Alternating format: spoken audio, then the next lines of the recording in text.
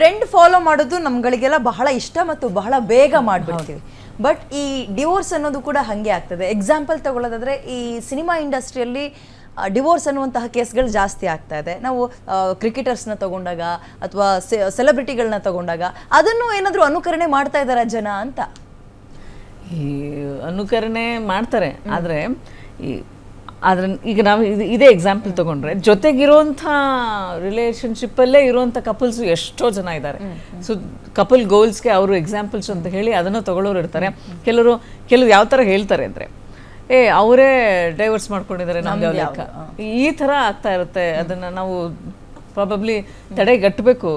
ಎಷ್ಟು ಮಟ್ಟಕ್ಕೆ ಅಂದರೆ ಒಂದು ಫ್ಯಾಮಿಲಿ ಸಿಸ್ಟಮನ್ನು ಮೂಲತವಾಗಿ ಮಕ್ಕಳಲ್ಲಿ ಇಂಬೈ ಮಾಡಬೇಕು. ನೀನು ಇರಬೇಕು, ನಿನ್ನ ಜನರಲ್ಲಿ ಇರಬೇಕು, ಅಜ್ಜಿ ತಾತನ ಜೊತೆ ಮಾತಾಡಬೇಕು, ಇವರೆಲ್ಲರೂ ಬೇಕು ಅನ್ನೋದನ್ನು ನಾವು ನೋಡಬೇಕಾಗತ್ತೆ. ಸಾಧನೆ ಮಾಡಿರೋ ಮಕ್ಕಳನ್ನು ನೋಡಿದ್ರೆ ದೇ ಕಮ್ ಫ್ರಮ್ ಫ್ಯಾಮಿಲೀಸ್, ಅಜ್ಜಿ ತಾತ ನೀಟಾಗಿ ನೋಡ್ಕೊಂಡಿರೋರು, ಈ ಥರದ್ದೆಲ್ಲವು. ಸೊ ಇದನ್ನು ಮಕ್ಕಳಲ್ಲಿ ಹೇಳ್ತಾ ಹೋದರೆ ವ್ಯಾಲ್ಯೂ ಸಿಸ್ಟಮು ಮುಂದಿನ ದಿನಗಳಲ್ಲಿ ಹೌದು ನಾವು ಹಿಂಗೆ ಇರಲೇಬೇಕು ಅನ್ನೋದು ಬರುತ್ತೆ. ನಾವು ಯಾರಲ್ಲೂ ಇಲ್ಲ ಅಂತ ಹೇಳಲ್ಲ, ಫಾಲೋ ಮಾಡೋಕ್ಕೆ ರೆಡಿ ಇಲ್ಲ.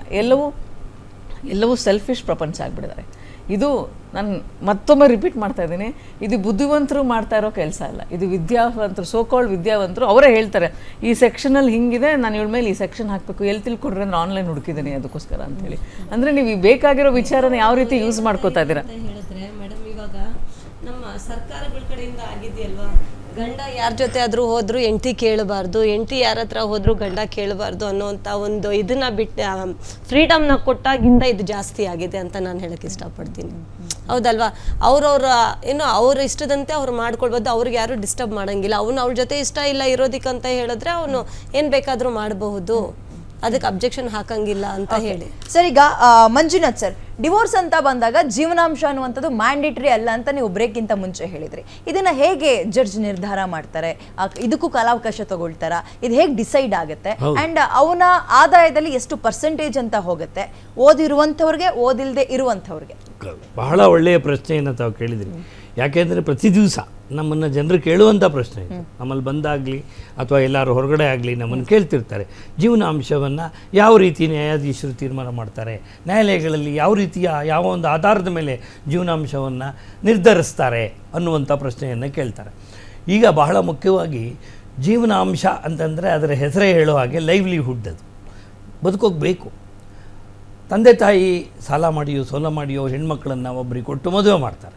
ಇನ್ನು ಮುಂದೆ ನನ್ನ ಮಗಳನ್ನು ಆತ ನೋಡ್ಕೋತಾನೆ, ಆತ ಸಾಕ್ತಾನೆ, ಇಷ್ಟು ದಿವಸ ನಾನು ಸಾಕಿದ್ದೀನಿ, ಇನ್ನು ಮುಂದೆ ಮತ್ತೊಬ್ಬ ಮನುಷ್ಯನಿಗೆ ನಾವು ಜವಾಬ್ದಾರಿ ಕೊಡ್ತಾ ಇದ್ದೀವಿ ಅಂತ ಪಾಪ ಬಹಳ ವಿಶ್ವಾಸವನ್ನು ಇಟ್ಟು, ನಂಬಿಕೆಯನ್ನು ಇಟ್ಟು ಮದುವೆ ಮಾಡ್ತಾರೆ.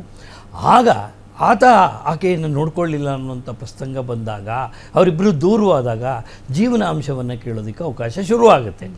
ಮದುವೆ ಆದ ಮೇಲೇ ಒಂದು ಹೆಣ್ಣು ಮಗಳಿಗೆ ಜೀವನಾಂಶ ಕೇಳೋಕ್ಕೆ ಒಂದು ಅವಕಾಶ ಶುರುವಾಗೋದು, ಅದಕ್ಕೆ ಮುಂಚೆ ಇಲ್ಲ. ಹಾಗಾಗಿ ಜೀವನಾಂಶವನ್ನು ಕೇಳ್ತಾಳೆ. ಜೀವನಾಂಶದಲ್ಲಿ ಎರಡು ವಿಧವಿದೆ, ವಿಧವಾದಂತಹ ಜೀವನಾಂಶಗಳಿದೆ. ಒಂದು ಮಧ್ಯಂತರ ಜೀವನಾಂಶ ಅಂತ ಒಂದು, ಇನ್ನೊಂದು ಪರ್ಮನೆಂಟ್ ಅಲಿಮನಿ ಅಂತ. ಒಟ್ಟಾರೆ ಇಡೀ ಜೀವನಕ್ಕೆ ಸೇರಿಸಿ ಒಟ್ಟಿಗೆ ಒಂದು ಸಾರಿ ಕೊಡೋದು.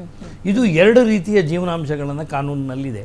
ಮಧ್ಯಂತರ ಜೀವನಾಂಶ ಅಂದರೆ ಏನು ಅಂದರೆ, ಈಗ ಇಬ್ಬರ ನಡುವೆ ಒಂದು ಪ್ರಕರಣ ನಡೀತಾ ಇರುತ್ತೆ ಕೋರ್ಟಲ್ಲಿ. ಈ ನ್ಯಾಯಾಲಯದ ಪ್ರಕರಣಗಳಲ್ಲಿ ಎಲ್ಲವೂ ಡೈವರ್ಸೇ ಅಲ್ಲ. ನಮ್ಮ ಬಹಳ ಮುಖ್ಯವಾಗಿ ಒಂದು ಹೇಳಬೇಕು ಅಂದರೆ, ಉದಾಹರಣೆಗೆ ಒಂದು ಹಿಂದೂಗಳದ್ದು ಅಂತ ತೊಗೊಂಡು ಎಲ್ಲ ಕಾನೂನಲ್ಲೂ ಒಂದೇ, ಬಟ್ ಬೇರೆ ಬೇರೆ ಹೆಸರಿನಲ್ಲಿ ಕರಿತೀವಿ. ಈಗ ಹಿಂದೂ ಮ್ಯಾರೇಜ್ ಆ್ಯಕ್ಟ್ ಅಂದರೆ ಅದು ಇಬ್ಬರು ಹಿಂದೂಗಳಾಗಿದ್ದರೆ, ಒಬ್ಬರು ಹಿಂದೂ ಅಥವಾ ಇನ್ನೊಬ್ಬರು ಬೇರೆ ಧರ್ಮಕ್ಕೆ ಸೇರಿದ್ದಾಗೆ ಸ್ಪೆಷಲ್ ಮ್ಯಾರೇಜ್ ಆ್ಯಕ್ಟ್ ಅನ್ನೋ ಕಾಯ್ದೆ ಬರುತ್ತೆ. ಇಬ್ಬರು ಕ್ರಿಶ್ಚಿಯನ್ಸ್ ಆಗಿದ್ದರೆ ಡೈವರ್ಸ್ ಆ್ಯಕ್ಟ್ ಅಂತ ಬರುತ್ತೆ. ಹೀಗೆ ಕಾಯ್ದೆಗಳ ಹೆಸರು ಚೇಂಜ್ ಅಷ್ಟೇ, ಬಟ್ ಇಂಗ್ರೀಡಿಯೆಂಟ್ಸು ಅದರಲ್ಲಿರುವಂಥ ಹರುಳು ಎಲ್ಲ ಒಂದೇ, ಎಲ್ಲದೂ ಒಂದೇ. ಹಾಗಾಗಿ ಜೀವನಾಂಶವನ್ನು ಕೇಳೋಕ್ಕೆ ಅರ್ಜಿಯನ್ನು ಹಾಕಬೇಕು. ಒಂದೊಂದು ಸಂದರ್ಭದಲ್ಲಿ ಮಧ್ಯಂತರ ಜೀವನಾಂಶವನ್ನು ಕೊಡುವಂಥದ್ದು ಯಾವುದಾದರೂ ಪ್ರಕರಣ ಈಗಾಗಲೇ ನ್ಯಾಯಾಲಯದಲ್ಲಿ ಇದ್ದಾಗ, ಅಂತಹ ಸಂದರ್ಭದಲ್ಲಿ ಆ ಸಮಯದಲ್ಲಿ ಅದು ತೀರ್ಮಾನ ಆಗೋವರೆಗೂ ಆ ಹೆಣ್ಣು ಮಗಳು ಜೀವನ ಮಾಡಬೇಕು, ಬದುಕಬೇಕಲ್ಲ.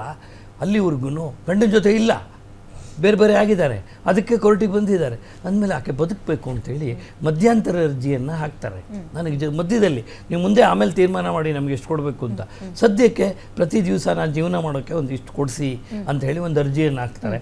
ಆ ಅರ್ಜಿಯನ್ನು ಸೆಕ್ಷನ್ 24 ಆಫ್ ಹಿಂದೂ ಮ್ಯಾರೇಜ್ ಆ್ಯಕ್ಟಲ್ಲಿ ಹಾಕಿದಾಗ ನ್ಯಾಯಾಲಯ ತೀರ್ಮಾನ ಮಾಡೋದು ಯಾವುದರ ಆಧಾರದ ಮೇಲೆ ಅಂತ ತಾವು ಒಳ್ಳೆ ಪ್ರಶ್ನೆ ಕೇಳಿದ್ರಿ. ಕೆಲವೊಂದು ದೃಷ್ಟಿಕೋನಗಳನ್ನು ನ್ಯಾಯಾಲಯ ಇಟ್ಕೊಂಡಿದೆ. ನ್ಯಾಯಾಲಯ ಹೇಳೋದಿಷ್ಟೇ, ಸರಿಯಮ್ಮ ಎಷ್ಟು ಕೇಳ್ತಾ ಇದೀಯಾ, ನೀನು ಎಷ್ಟು ಜೀವನಾಂಶ ಕೇಳ್ತಾ ಇದೀಯಾ, ನಾನೊಂದು ತಿಂಗಳಿಗೆ ಒಂದು 25,000 ರೂಪಾಯಿ ಕೇಳ್ತಾ ಇದ್ದೀನಿ ಸರ್. ಹೌದಾ, ಸರಿ. ಮಕ್ಕಳಿದ್ದಾರಾ, ಮಕ್ಕಳೇನಾದ್ರು ಇದ್ದು ನಿನ್ನ ಜೊತೆ ಇದ್ದಾರಾ, ಮಕ್ಕಳಿದ್ದರೆ ಬೇರೆ ದೃಷ್ಟಿಕೋನ ಬೇರೆ ಆಗುತ್ತೆ ನ್ಯಾಯಾಲಯ ಇದು. ಯಾಕಂದ್ರೆ ಮಕ್ಕಳನ್ನು ನೋಡ್ಕೋಬೇಕು. ಮಕ್ಕಳಿಲ್ಲ ಸ್ವಾಮಿ, ನಾನು ಒಬ್ಬಳೇ ಇರೋದು.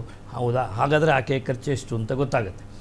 ಎರಡನೇದು, ಅದಾದ ಮೇಲೆ ನಿನ್ನ ಗಂಡನ ಆದಾಯ ಎಷ್ಟು, ಕೇಳ್ತಾರೆ. ನಿನ್ನ ವಿದ್ಯಾಭ್ಯಾಸ ಏನು, ನೀನು ಯಾಕೆ ಉದ್ಯೋಗ ಮಾಡ್ತಾ ಇಲ್ಲ, ಅಥವಾ ನೀನು ಓದಿರುವಂಥ ವಿದ್ಯಾಭ್ಯಾಸ ಸಾಕಾಗಲ್ಲ ಉದ್ಯೋಗಕ್ಕೆ, ಅಥವಾ ನೀನು ಓದಿ MBA ಗ್ರ್ಯಾಜುಯೇಟ್ ಆಗಿ ನೀನು LLB ಗ್ರ್ಯಾಜುಯೇಟ್ ಆಗಿ ನಾನೇನು ಕೆಲಸ ಮಾಡದೆ ಮನೇಲೇ ಇದ್ದೀನಿ ಅಂದರೆ ಯಾಕೆ ಕೊಡಬೇಕು. You are capable of earning ಅನ್ನೋದನ್ನು ಯೋಚನೆ ಮಾಡ್ತಾರೆ. ಆಮೇಲೆ ಪತಿಗೆ ಎಷ್ಟು ಆದಾಯ ಇದೆ ಅನ್ನೋದನ್ನು ನೋಡ್ತಾರೆ. ಆಮೇಲೆ ಪತಿಯ ಮೇಲೆ ಬೇರೆ ಯಾರಾದರೂ ಅವಲಂಬಿತರಾಗಿದ್ದಾರಾ. ಎಷ್ಟೋ ಸಂದರ್ಭಗಳಲ್ಲಿ ತಂದೆ ತಾಯಿ ಅವಲಂಬಿತರಾಗಿರ್ತಾರೆ, ಮಗನ ಸಂಬಳದಲ್ಲಿ ಜೀವನ ಮಾಡ್ತಾ ಇರ್ತಾರೆ. ಮದುವೆ ಆಗದೆ ಇರೋ ತಂಗಿ ಇರ್ಬೋದು, ಆತನಿಗೆ ನಿರುದ್ಯೋಗಿಯಾದ ಒಬ್ಬ ತಮ್ಮ ಇರ್ಬೋದು, ಆತನು ಅನಿವಾರ್ಯವಾಗಿ ಇವ್ರ ಮೇಲೆ ಅವಲಂಬಿತರಾಗ್ಬೋದು. ಇದನ್ನು ಪರಿಗಣಿಸುತ್ತೆ ನ್ಯಾಯಾಲಯ. ಇದನ್ನೆಲ್ಲ ಪರಿಗಣಿಸಿ ಆಮೇಲೆ ಬಹಳ ಮುಖ್ಯವಾಗಿ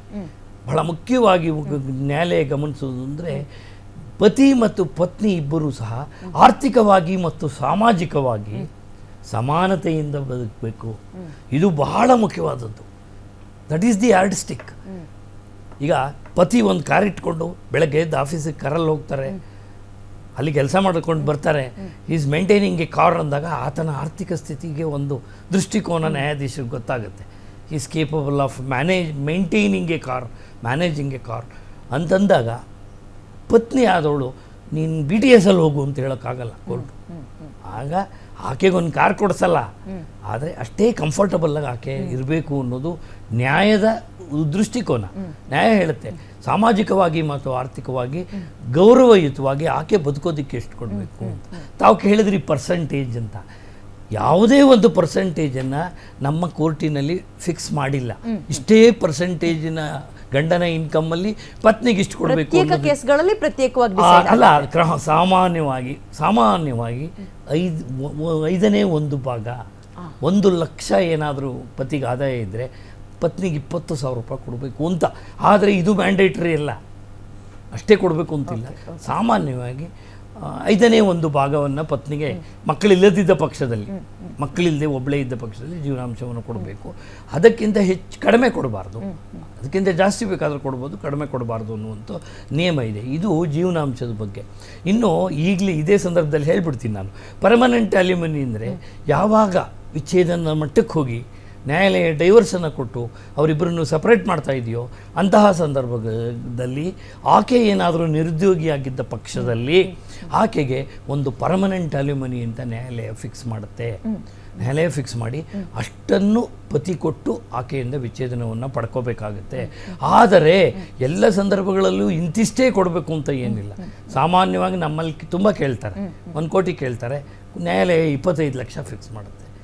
ಇನ್ಯಾರೋ 25 ಲಕ್ಷ ಕೇಳಿರ್ತಾರೆ, ಅವ್ರಿಗೆ 2 ಲಕ್ಷ ಫಿಕ್ಸ್ ಮಾಡುತ್ತೆ, 3 ಲಕ್ಷ ಫಿಕ್ಸ್.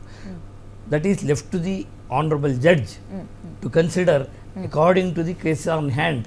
ಆವತ್ತು ಅವ್ರ ಕೈಯಲ್ಲಿ ಏನು ವ್ಯಾಜ್ಯ ಇದೆಯೋ ಅದನ್ನು ಪರಿಗಣಿಸಿ ಅನೇಕ ದೃಷ್ಟಿಕೋನಗಳಿಂದ ಆ ಒಂದು ಕೇಸನ್ನು ನೋಡಿ ಅವರೊಂದು ಫಿಕ್ಸ್ ಮಾಡಿ ಕೊಡ್ತಾರೆ.